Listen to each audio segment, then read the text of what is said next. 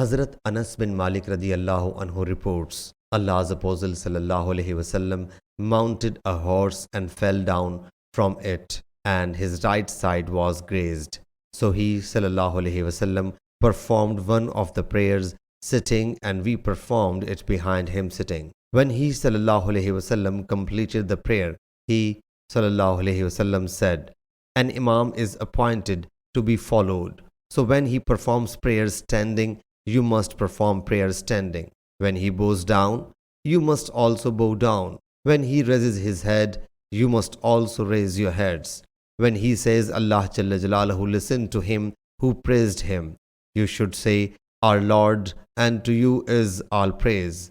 And when he performs prayer standing, you must perform prayer standing. And when he performs prayer sitting, you must perform prayer sitting." Imam Bukhari rahmatullah alayhi, with reference to Humaydi, said that this command, when he performs prayer sitting, you must perform prayer sitting, was issued during his earlier illness. After that, the Prophet sallallahu alaihi wasallam performed prayer sitting while the people behind him were standing, but he did not command them to sit.